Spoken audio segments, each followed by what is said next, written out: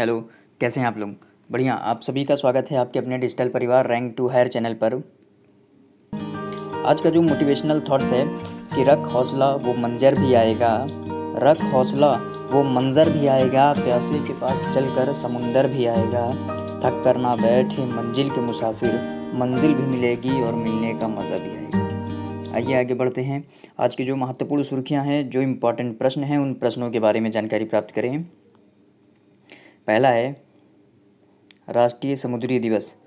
राष्ट्रीय समुद्री दिवस के बारे में हम जानकारी प्राप्त करेंगे कि राष्ट्रीय समुद्री जो दिवस है 5 अप्रैल को मनाया जाता है। स्टैंड अप इंडिया योजना के आज 6 वर्ष पूरे। अब तक 1,33,995 खातों में 30,160 करोड़ रुपए से अधिक के ऋण के रूप में दिया गया है स्टैंड अप योजना के तहत। अगला है पर्यावरण मंत्री भूपेंद्र सिंह यादव ने प्लास्टिक के उपयोग से संबंधित प्रकृति और हरियाली कार्यक्रम की शुरुआत की है। केंद्र ने आवश्यक अनुमति, पंजीकरण और लाइसेंस के लिए सिंगल विंडो सुविधा उपलब्ध कराने के उद्देश्य से क्या स्टार्ट किया है, प्रसारण सेवा पोर्टल का शुभारंभ किया है। कोरिया ओपन बैडमिंटन चैंपियनशिप 5 अप्रैल से सुनचान में स्टार्ट हो चुकी है। राजस्थान में गणगौर पर्व पारंपरिक श्रद्धा और उल्लास के साथ मनाया गया। अगला फागुनी शाह ग्रैमी अवार्ड जीता है। प्रधानमंत्री ने विक्टर ओर्बन को दी बधाई। आइए एक एक करके आज का जो भी महत्वपूर्ण प्रश्न है उन प्रश्नों के संबंध में चर्चा करते हैं। 5 अप्रैल की है कि 5 अप्रैल को राष्ट्रीय समुद्री दिवस के अवसर पर प्रधानमंत्री ने कहा, भारत के समुद्री क्षेत्र पर नई ऊंचाइयां प्राप्त करने हेतु व्यापार और वाणिज्यिक गतिविधियों में योगदान।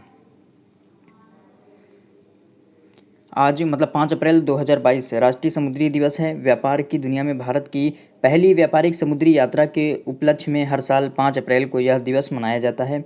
यह दिन पहली बार 1964 में मनाया गया था।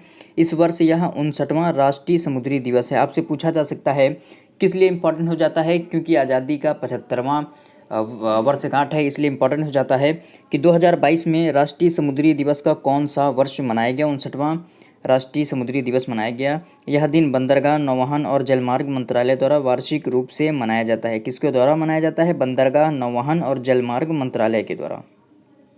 ठीक है, आइए आगे। प्रधानमंत्री नरेंद्र मोदी जी ने कहा है कि भारत के समुद्री क्षेत्र में नई ऊंचाइयां प्राप्त करते हुए व्यापार और वाणिज्यिक गतिविधियों में योगदान किया है। आज राष्ट्रीय समुद्री दिवस पर अपने देश में श्री मोदी ने कहा है कि पिछले 8 वर्षों में सरकार बंदरगाहों से जुड़े विकास पर ध्यान दे रही है तथा बंदरगाहों के क्षमता विस्तार के साथ मौजूदा जो प्रणाली है उसको कार्यकुशल बनाया जा रहा है।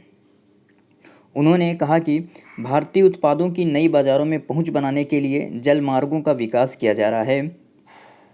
प्रधानमंत्री ने कहा कि सरकार आर्थिक प्रगति और आत्मनिर्भर भारत के लिए समुद्री क्षेत्र का पूरा उपयोग कर रही है, लेकिन साथ ही इसका भी ध्यान रखा जा रहा है कि समुद्री जो पर्यावरण है और जो उसकी विविधता है उसको भी सुनिश्चित किया जाए। मतलब जो समुद्री जो क्षेत्र में है जो गतिविधियों को बढ़ावा दिया जा रहा है, तो साथ ही साथ इस बात पर भी बल दिया जा रहा है कि जो समुद्री पर्यावरण है, ओशियन जो इन्वायरमेंट है, उसका भी ध्यान रखा जा रहा है।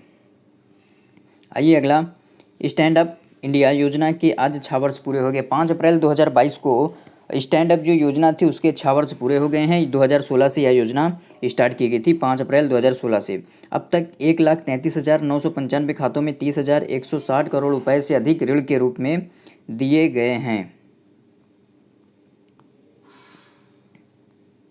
स्टैंड अप इंडिया के आज 6 वर्ष पूरे हो रहे हैं। योजना के तहत अनुसूचित जाति, जनजाति और महिला अभ्यर्थियों को उत्पादन, सेवा और कारोबार के क्षेत्र में ग्रीन फील्ड उद्यमों में के लिए ऋण दिए जाते हैं। प्रधानमंत्री नरेंद्र मोदी ने स्टैंड अप इंडिया मतलब इंडिया को खड़ा करने के लिए सबसे ज़रूरी बात क्या है कि जहां ग्रामीण स्तर पर जो लोग हैं उनको औद्योगिक गतिविधियों से जोड़ने के लिए उनको ऋण की उपलब्धता सुनिश्चित की जाए। इसकी शुरुआत प्रधानमंत्री जी के द्वारा 5 अप्रैल 2016 को की गई थी। तब से लेकर अब तक इस योजना के तहत 1,33,995 खातों में 30,160 करोड़ रुपए से अधिक ऋण के रूप में दिए जा चुके हैं। आइए अगला जो महत्वपूर्ण प्रश्न है पर्यावरण के संदर्भ में, पर्यावरण मंत्री भूपेंद्र सिंह यादव ने प्लास्टिक के उपयोग से संबंधित प्रकृति और हरियाली कार्यक्रम की शुरुआत की है। पर्यावरण मंत्री कौन है? भूपेंद्र सिंह यादव, इसको याद रखिएगा। पर्यावरण, वन और जलवायु परिवर्तन मंत्री भूपेंद्र सिंह यादव ने नई दिल्ली में प्लास्टिक के उपयोग से संबंधित प्रकृति और हरियाली कार्यक्रम की शुरुआत की है।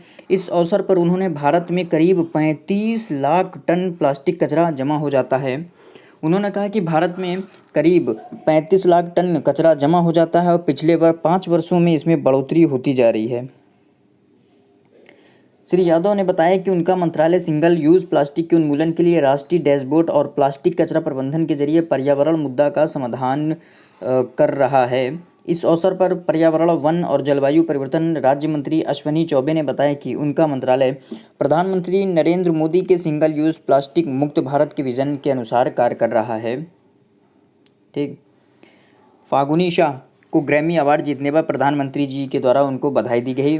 फागुनी शाह ग्रैमी अवार्ड मतलब संगीत से जो संबंधित होता है, फागुनी शाह को ग्रैमी अवार्ड दिया गया है। प्रधानमंत्री नरेंद्र मोदी ने फागुनी शाह को ग्रैमी अवार्ड जीतने पर बधाई दी है। फागुनी शाह को यह सम्मान सर्वश्रेष्ठ बाल संगीत एल्बम के लिए दिया गया है। एक ट्वीट में श्री मोदी ने कहा कि फागुनी को उनके भविष्य के प्रयासों की सफलताओं के लिए शुभकामनाएं प्रधानमंत्री मोदी जी के द्वारा दी गई है।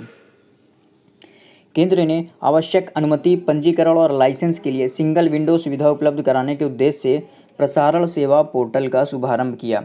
आपसे पूछा जा सकता है कि प्रसारण सेवा पोर्टल का शुभारंभ किसके द्वारा किया गया है, किस लिए किया गया है। ठीक है, आइए समझते हैं इसके बारे में। प्रसारण पोर्टल के माध्यम से जो एप्लीकेंट होगा, जब उसने एप्लीकेशन दर्ज की है तो उसको ये भी पता होगा कि ये एप्लीकेशन कैसे मूव कर रही है और किसी सिस्टम में किसी को पकड़कर काम कराने के बजाय ये इंस्टीट्यूशनल फ्रेमवर्क होगा। सूचना और प्रसारण मंत्री अनुराग सिंह ठाकुर ने कल नई दिल्ली में प्रसारण सेवा पोर्टल का शुभारंभ किया है। 4 अप्रैल को इन्होंने प्रसारण पोर्टल का जो शुभारंभ किया है। इस पोर्टल से लाभार्थियों की सूचना और प्रसारण मंत्रालय से जारी अनुमति, पंजीकरण और लाइसेंस एक ही स्थान से प्राप्त करने की सुविधा मिलेगी। श्री ठाकुर ने कहा है कि इस पोर्टल से आवेदन जल्द ही निपटाए जा सकेंगे और उनकी स्थिति जानने की सुविधा भी मिलेगी। इस पोर्टल के माध्यम से एप्लीकेंट होगा, जब उसने एप्लीकेशन दर्ज की होगी तो उसको ये भी पता होगा कि ये एप्लीकेशन कैसे मूव कर रही है और किसी सिस्टम में किसी को पकड़ कर काम कराने की बजाय ये इंस्टीट्यूशनल फ्रेमवर्क के रूप में होगा। जो पोर्टल पर इसका काम होगा वो अपने आप में बहुत ही पारदर्शी लाएगा और सिस्टम को क्या जवाबदेही बनाएगा। मुझे पूर्ण रूप से विश्वास है कि इससे हमारी क्षमता भी बढ़ेगी। ओवरऑल ईज़ ऑफ जो डूइंग बिजनेस है इसमें भी हम आगे बढ़ेंगे। ठीक। अनुराग ठाकुर ने कहा है कि यह पोर्टल प्रधानमंत्री नरेंद्र मोदी के जो न्यूनतम सरकार और अधिकतम प्रशासन, मिनिमम गवर्नमेंट और मैक्सिमम गवर्नेंस के जो मंत्र है उस पर क्या उसको साकार करने की दिशा में एक बड़ा कदम होगा।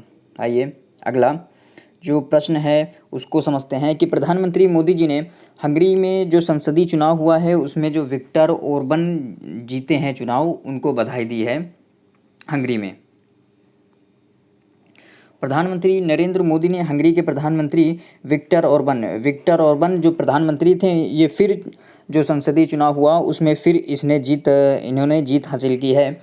तो प्रधानमंत्री नरेंद्र मोदी के द्वारा जो हंगरी के प्रधानमंत्री विक्टर ओरबन संसदीय चुनाव में जीत दर्ज की है। एक ट्वीट के माध्यम से मोदी जी ने इनको बधाई दी और कहा है कि ये भारत और हंगरी के बीच एक घनिष्ठ तथा मैत्रीपूर्ण संबंधों को और मजबूती प्रदान करने की दिशा में ओरबन के साथ काम करना जारी रखेंगे। आइए आगे बढ़ते हैं। जो अगला महत्वपूर्ण प्रश्न है, कोरिया ओपन बैडमिंटन चैंपियनशिप आज से 5 अप्रैल से सुनचान में स्टार्ट कर दी गई है। आइए इसके बारे में समझते हैं। Korea open super 500 badminton tournament आज से 5 अप्रैल से कोरिया के सुनचियान शहर में शुरू हो गया है। लक्ष्य सेन, किदाम्बी श्रीकांत और पीवी जो सिंधु हैं भारतीय अभियान का नेतृत्व ये कर रहे हैं। आज लक्ष्य सेन पुरुष सिंगल में दूसरे राउंड में पहुंच गए हैं। उन्होंने कोरिया के चोई जी हुन को 14-21, 21-16, 21-18 से हराया है। लक्ष्य सेन ने कोरिया के जो चोई जी हुन हैं उनको हरा के दूसरे राउंड में बढ़त हासिल कर ली है, दूसरे राउंड में पहुंच गए हैं। विश्व चैंपियनशिप के रजत पदक विजेता श्रीकांत अपने पहला मैच मलेशिया के ल्यू डारेन के साथ कल खेलेंगे। 6 अप्रैल को इनका पहला मैच होगा, जबकि एचएस प्रणय मलेशिया के चेम जून वेई को चुनौती देंगे। महिला सिंगल्स के पहले राउंड में पीवी सिंधु का मुकाबला अमेरिका की लॉरेन लैम से होगा, जबकि मालविका बानसोड चीन की हान यू की चुनौती देंगी इनको। पुरुष डबल में जनवरी के इंडिया ओपन विजेता चिराग शेट्टी और सात्विक साईराज रांकीरेड्डी पहले राउंड में कोरिया के ताई यांग शिन और वान चांग को टक्कर देंगे। भारत की पहली डबल जोड़ी अश्विनी पोनप्पा और सिक्की रेड्डी पहले राउंड में बाई मिलने के बाद क्वार्टर फाइनल से शुरुआत करेंगी। मिक्स्ड डबल मुकाबले में सुमित रेड्डी और अश्विनी पोनप्पा का सामना मलेशिया के तान कियांग मेन और लाई पेजिंग से होगा। इनका नाम भी ऐसा होता है कि जबान टूट जाए। आइए आगे बढ़ते हैं। राजस्थान में गणगौर पर्व पारंपरिक श्रद्धा और उल्लास के साथ मनाया गया। गणगौर पर्व क्या है, इसके बारे में भी समझते हैं। आइए देखते हैं। राजस्थान में 4 अप्रैल को गणगौर पर्व पारंपरिक श्रद्धा और उल्लास के साथ मनाया गया। गणगौर पर्व में होता क्या है कि महिलाओं ने घरों और मंदिरों में ईसरगौन, मतलब क्या, ईसरगौन यानी भगवान शिव और जो पार्वती हैं उनकी पूजा करके सुख समृद्धि की प्रार्थना की। गणगौर पर्व में क्या होता है, ईश्वर गौर की पूजा की जाती है, भगवान शिव और पार्वती की पूजा की जाती है। किसके लिए? सुख समृद्धि के लिए, प्रार्थना के लिए। ठीक। कोविड महामारी के चलते 2 साल बाद जयपुर में गणगौर की शाही यात्रा निकाली गई। ये शाही यात्रा जयपुर में निकाली गई। ठीक, जयपुर में गणगौर की शाही यात्रा निकाली गई। ये थे आज के महत्वपूर्ण प्रश्न जिन पर हमने विस्तृत चर्चाएं की। कैसी लगी आपको वीडियो को लाइक शेयर कमेंट जरूर करिएगा।